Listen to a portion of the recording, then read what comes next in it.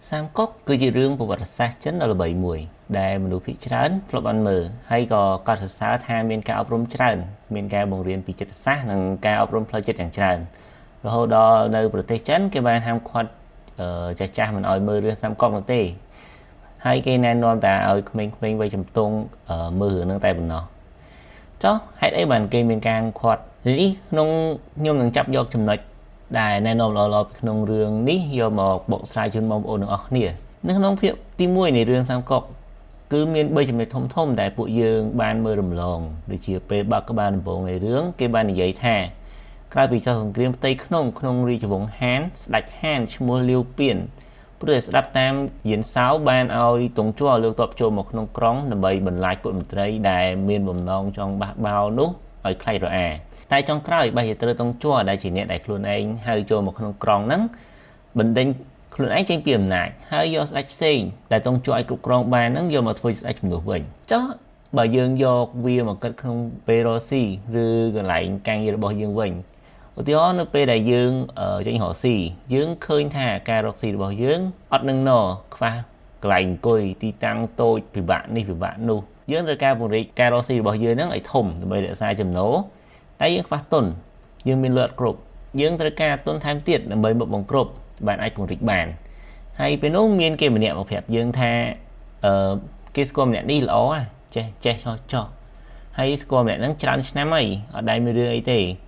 ở dưới hay có cho tôn tử đang đây mình đấy nhảy vì mình bạch từ rọc thì nửa kia ấy thì hạt pel hạt ca hái nhẹ nhảy thiệt đợt bây giờ ai có cho tôn sẽ tại có khơi dương rọc bàn có chập đây mình cùng đặt mình ở mình lực dương về khác con ai một thì cùng rồi mình định dương tranh bị hàng nâng rồi gọi lui buôn rau xìរបស់យើងទៅបើខ្លួនឯងឲ្យដកទុនចេញវិញចុងក្រោយគឺដូចជាស្ដាច់លាវពៀនអញ្ចឹងហើយគេចូលមកជួយឲ្យតែគេស៊ីដាច់ទាំងរីកបលាំងរបស់ខ្លួនទៀតធំចំណុចនេះអ្នកទាំងអស់គ្នាត្រូវចាំថាពេលដែលយើងជួបបញ្ហាប្រកបណាស់តែមានមិត្តភ័ក្តិឬសាច់ញាតិអ្នកមកណែនាំយើងថាត្រូវធ្វើយ៉ាងណានៅពេលដែលយើងស្ដាប់យោបល់របស់ពួកគាត់យើងត្រូវស្ដាប់ដោយការពិចារណាញៀនកុំប្រញាប់អើលឿនពេកយើងត្រូវទុកពេលសម្រាប់ខ្លួនឯងមកគិតពីចំណុចល្អនិងអាក្រក់ជាមុនសិនប្រសិនមកចំណុចអាក្រក់ដែលអាចកាត់ឡើងយើងមានវិធីដោះស្រាយបាននោះយើងខ្លាចអីនឹងទទួលយកយោបល់របស់គេតែប្រសិនបើយើងអត់ដឹងថាអាចមានផលអាក្រក់អីខ្លះកាត់ឡើងផងតែយើងបន្ថយទៅធ្វើវាធ្វើអីយើងសុខចិត្តនៅស្ថានភាពនឹងសិនឬក៏យើងរកវិធីផ្សេងដែលមានសម្បត្តិភាពជាងនឹងឧទាហរណ៍ថាខ្ចីធនាគារក៏បានពីព្រោះយើងដឹងច្បាស់ថាផលអាក្រក់ពីការខ្ចីធនាគារគឺមានតែមួយឯងគឺគ្រាន់តែការប្រាក់ថ្លៃក្រៅពីនោះគឺមានទាំងអស់ហើយចំណុចមួយទៀតនៅត្រង់កន្លែងកម្មវិធីក្នុងសំណាក់របស់លោកស៊ឺធូនៅពេលដែលឆាយនិយាយពីការមិនពេញចិត្តរបស់គេជាមួយនឹងតុងជ័រហើយចង់សម្លាប់តុងជ័រទៀតបែរជាលោកស៊ឺធូដែលជាសត្រូវស្លាប់រស់របស់តុងជ័រមិនត្រឹមតែមិនពេញចិត្តហើយដេញឆាយចេញក្រៅទៀតចុងក្រោយបែរជាឲ្យអ្នកបម្រើចាំនៅមុខផ្លូវហើយឆាយទៅក្នុងបន្ទប់សៀវភៅរបស់គាត់និយាយគ្នាវិញតែហេតុអ្វីត្រង់ចំណុចនេះគឺមកពីគាត់ដឹងថា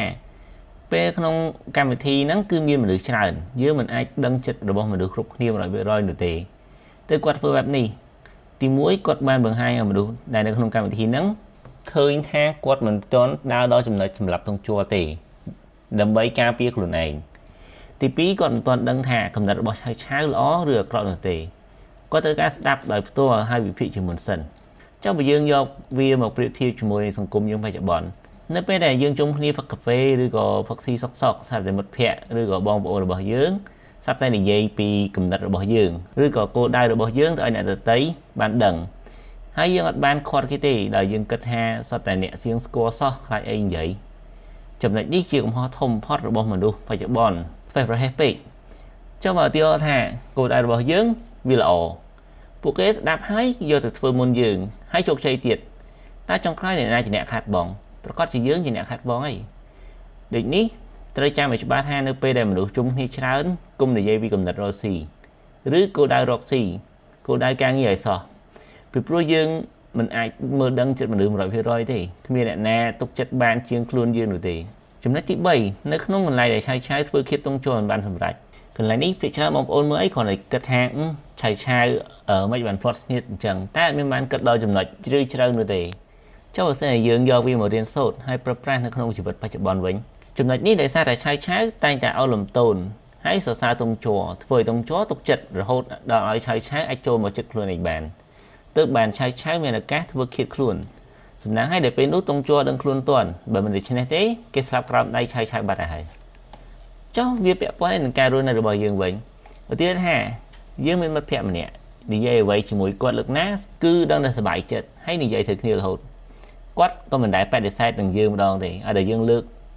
យោបល់អីមកនិយាយគាត់នៅតែឲ្យជាមួយយើងឯងចុះមកត្រង់ចំណុចនេះយើងទុកចិត្តគាត់ដូចតុងជ័រទុកចិត្តឆៅឆៅឲ្យគាត់ដឹងពីទ្រព្យសម្បត្តិយើងឬក៏ឲ្យគាត់ដឹងពីក្បួនរកស៊ីជោគជ័យរបស់យើងដូចជាយើងហាយកអវ៉ាន់ពីខាងណាតម្លៃប៉ុន្មានយើងធ្វើឲ្យបានយកបានថោកធ្វើឲ្យបានលក់ដាច់តើគាត់អាចដូចជាឆៅឆៅធ្វើដាក់តុងជ័រលួចចាក់យើងពីក្រោយខ្នងដែរទេត្រង់នេះហើយដែលជាចំណុចដែលយើងត្រូវចងចាំនិងរៀនសូត្រទោះបីជាយើងជិតស្និទ្ធនឹងគេយ៉ាងណាក៏ដោយក៏មិនត្រូវបង្ហាញពីអ្វីៗទាំងអស់ដែលយើងមានទៅឲ្យគេផងដែរ